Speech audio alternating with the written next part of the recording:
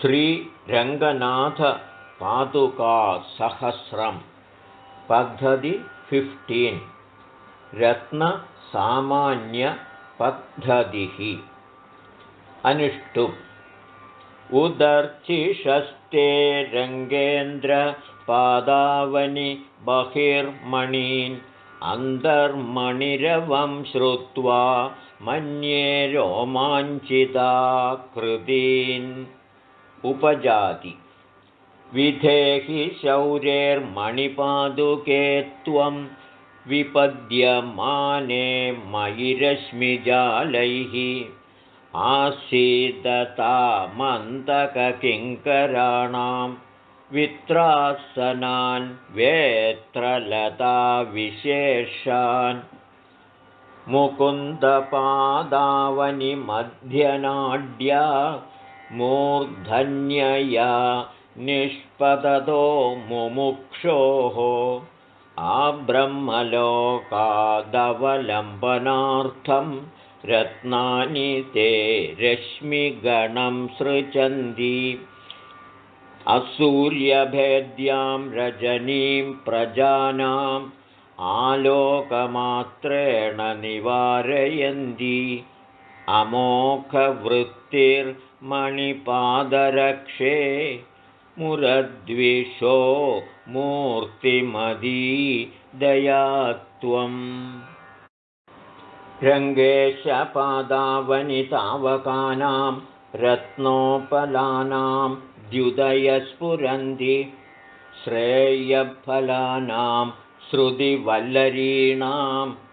उपघ्नशाखा इव निर्व्यपायाः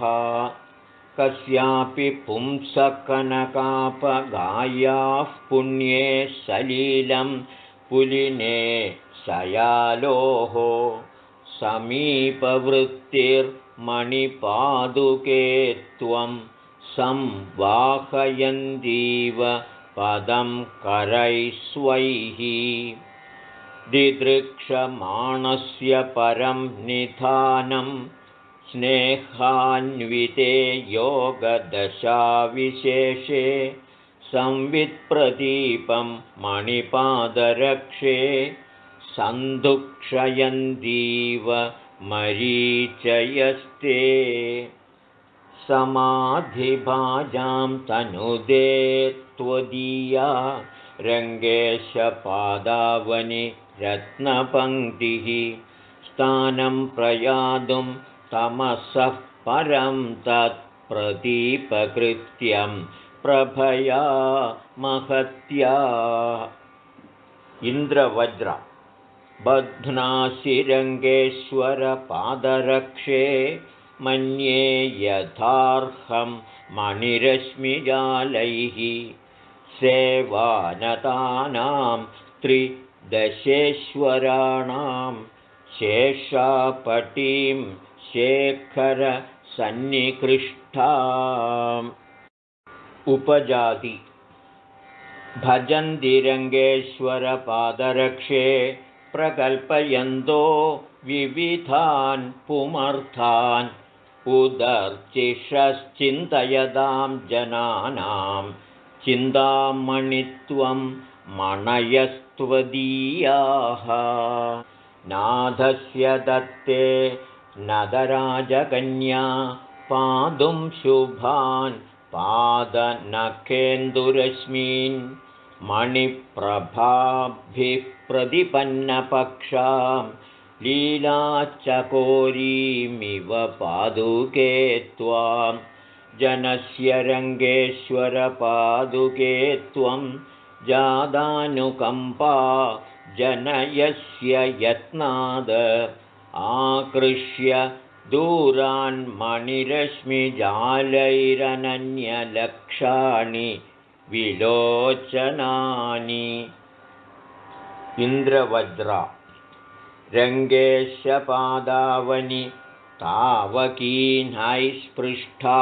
कदाचिन्मणिरश्मिपाशैः कालस्य घोरं न भजन्ति भूयः कारागृहान्तेषु कशाभिघातम् उपजाति रत्नानि रङ्गेश्वरपादरक्षे त्वदाश्रितान्यप्रदिखैर्मयूखैः आस्ये दुषीणां श्रुतिसुन्दरीणां विदन्वदे वर्णनिचोललक्ष्मीं वसन्ततिलकम् निद्रारसप्रणयिनो मणिपादरक्षे रङ्गेश्वरस्य सविधं प्रतिपद्यमाना शय्याफणीन्द्रमभितो भवती विधत्ते रत्नांशुभिर्यवनिकामिव दर्शनीयाम् सद्यस्त्वदुद्ग्रहदशानमिदाकृतीनां स्रष्टां शुकं निजरुचा मणिपादुके त्वं पद्मासहायपरिवारविलासिनीनां पट्टांशुकैरिव पयोधरमावृणोषि देवस्य रङ्गवसदेः पुरतः प्रवृत्तैरुद्धूतविश्वतिमिरां मणिरश्मिजालैः मन्ये मदीयहृदयाय तनप्रवेशमाङ्गल्यदीपकणिकां मणिपादुके त्वाम् आकीर्णरत्ननिकरां मणिपादुके त्वां रङ्गेश्वरस्य ललितां विपणिं प्रदीमः यत्संश्रयेण भवति स्थिरभक्तिमूल्यं कैवल्यमत्र जगदां क्रयविक्रयार्हम् व्यङ्क्तुं क्षमं भगवतो जगदीश्वरत्वं वज्राङ्कुशध्वजसरोरुहचक्रचिह्नम् आश्लिष्य निर्भररुचिं मणिपादुके त्वामासीदनाभरणसुन्दरमङ्घ्रिपद्मं रत्नप्रभापटलचक्रमनोहरात्वं पद्मारुणं पदमिदं त्वयि रङ्गभर्तुः मन्ये तदेतदुभयं मणिपादरक्षे चक्राब्जमण्डलमकिञ्चनरक्षणार्थं त्रासात् स्वयं प्रणमदां धनुजेश्वराणां सङ्ख्येवलूनशिरसामपि मौलिरत्नैः आयोजयत्यनुकलं मणिपादुके त्वां सैरन्ध्रिकेव मुरवैरि कृपाणधारा आस्कन्दनानि विबुधेन्द्रशिखामणीनां त्वामाश्रितान्यसुरसूदनपादरक्षे रत्नानि ते स्तुति सुवर्णपरीक्षणार्थे नूनं भजन्ति निकषोपलतां कवीनां पादावनिप्रणयिनां प्रतिपादितार्थां क्रीडासरोजमिव शौरिपदं वहन्तीं प्रत्युक्तरत्ननिकरप्रतिपन्नशोभां पश्यामि रोहणगिरेरधिदेवतां त्वां यामेव रत्नकिरणैर्मणिपादरक्षे क्रीडासरोजमिव शौरिपदं भजन्तीं प्रत्युक्तरत्ननिकरप्रतिपन्नशोभां पश्यामि रोहणगिरेरधिदेवतां त्वां रत्नाङ्कुरैरविरला मणिपादरक्षे पाकोन्मुखैः परिगदा पुरुषार्थसस्यैः देवेन रङ्गपदिना जगदां विभूत्यै केदारिकेव कृपया परिकल्पिता त्वं निर्धूतमोहतिमिरास्तव रत्नदीपैर्निर्विश्यमानविभवं नदराजपुत्र्या प्रत्यक्षयन्ति निगमान्तनिगूढमर्थं पादावनि त्वयि निवेशितभावबन्धाः रत्नोपलप्रकरसम्भव एष दूराद्रङ्काधिराजचरणावनि तावकीनः आर्द्रापराधपरिखिन्न धियां प्रजानामाश्वासनार्थ इव भाति करप्रसारः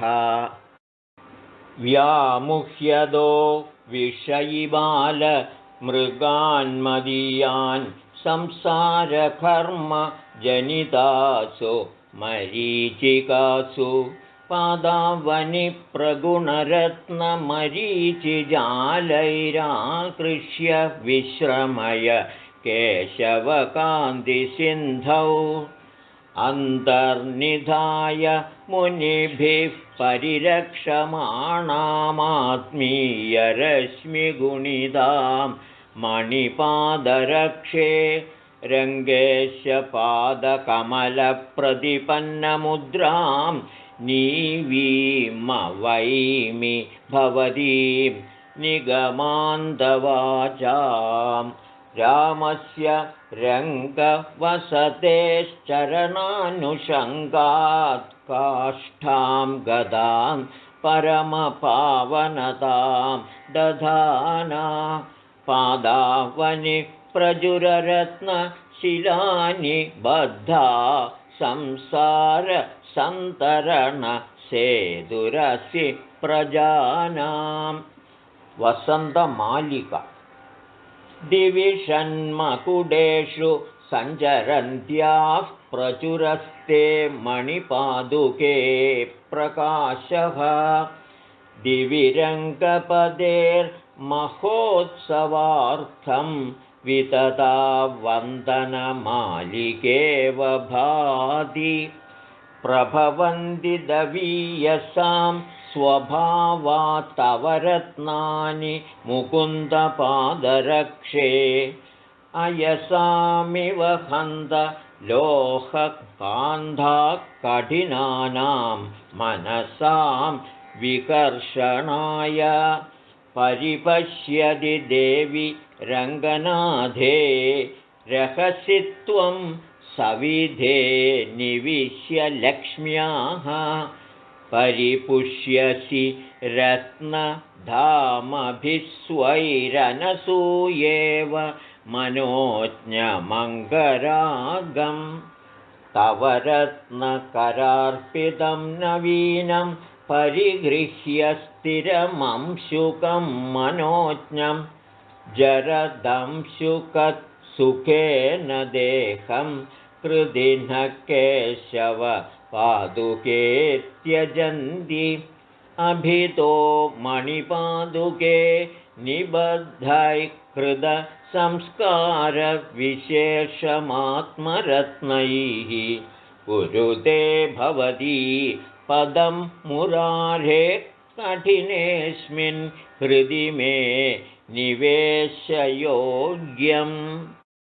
निजरत्नकराञ्चलैर्मदीयानपराधानवधूय दत्तसाम्या रमया सहितस्य रङ्गभर्तुः पदयोरर्पय पादुके स्वयं मां रथोत्थदा रश्मिजालपरिवेशबन्धुरा रङ्गभूमिपदिरत्नपादुके विश्वलोचनविहङ्गहारिणी वागुरेव विदता विराजसे मानसाम्बुजविकासहेतुभिः सेविता मणिगणैः प्रभाकरैः पादुके वहसि सद्भिराश्रितां देवि विष्णुपदसम्पदं नवां पुष्पिताग्रा अधिशयितफणीश्वरस्य शौरे स्वयमधिरूढपदोपधानपार्श्वा मणिवलयजुषा करेण मन्दं स्पृशसि पदावनि पादयोर्युगं तद उपेन्द्रवज्र भवत्यन्ते त्वां प्रणतस्य जन्तोस्तदोपोग्रज्वलनं त्वत्प्रकाशैः यतो नाड्या मध्यमया विनिर्यन् गतिं विन्देत् केशवपादरक्षे मालिनी अशिथिलपरिणद्धारश्मिजालैर्मणीनां दुरधिगमतमं नः पारमारोपयन्ती कमलनयनमाद्यं कर्णधारं दधाना भवसि भवपयोधेः पादुके पोदपात्री मणिगणकिरणैस्ते कल्पिते गुल्मभेदे मृगयुरिव कुरङ्गीं त्वां पुरस्कृत्य भव्यां हरदि चरणरक्षे भक्तिपाशावरुद्धं हृदयहरिणयूधं प्राणिनां रङ्गनाथः परिचितपदमूला पादुके रङ्गिणस्त्वं प्रभवति भुजमध्ये कौस्तुभोऽयं तथापि भवति भृशमधस्ता तेजसा भव्यभुना शलभिदुरितानां तावकानां मणीनाम् मन्दाक्रान्ता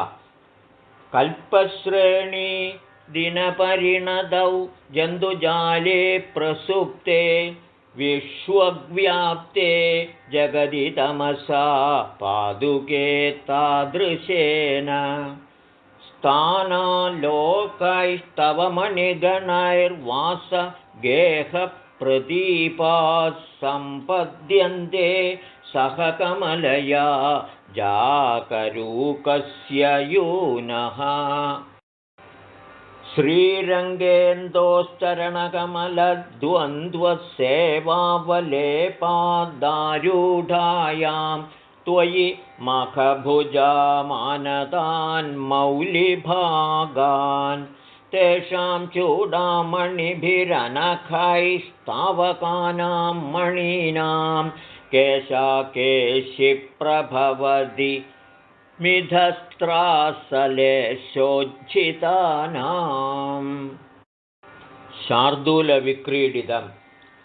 त्वद्रत्नोपलरश्मिपञ्चरतनुत्राणं स्थिरं बिभ्रतो माधर्माधवपादुके नदु पुनर्हस्तैस्पृशन्त्याकुलैः दूरोत्सिक्तदुराढ्यजिह्मगबिलद्वाः पालकोपानलज्वालामित्र कठोरवेत्रलतिका दत्तार्थ चन्द्रं वपुः संवर्तोदितसूर्यकोटिसदृशीं रङ्गेश पादावनिप्रस्तौषि प्रतियत्नरत्ननिकरज्योतिश्चडामुद्भटां तन्मन्ये त्वदनन्यसूरिपरिषन्मध्ये निवेशायनस्तादृग्वासरसेऽपि भेत्तुमचिरादस्माकमन्धन्तमः शिखरिणी सलीलं विन्यस्य त्वयि चरणरक्षे निजपदं यदृच्छा निष्क्रान्ते विहरदिहरौ रङ्गरसिके दिशा सौधानष्टौ जनयसि तदा निर्भरमिलन्मणिच्छाया माया खनखडितकेतुव्यधिकरान् महार्कैराश्लिष्टां मणिभिरवधूदद्युमणिभिः कथञ्चित् क्षेत्रज्ञैरधिगतपदामम्ब भवतीं मुकुन्देन त्रातुं पदकमलमूले विनिहितां निराबाधां मन्ये निधिमनकवाचां निरवधिं गीति तापत्रयं निरुन्धे पजति कषायान् विशोषयति पङ्गं तेजस्त्रिदयमिदं ते शङ्गे रङ्गेन्द्रपादुके तेजः इति कवितार्किकसिंहस्य सर्वतन्त्रस्वतन्त्रस्य श्रीमद्वेङ्कटनाथस्य श्रीमद्वेदान्ताचार्यस्य कृतिषु श्रीरङ्गनाथ पादुकासहस्रे रत्नसामान्यपद्धतिः पञ्चदशी। ॐ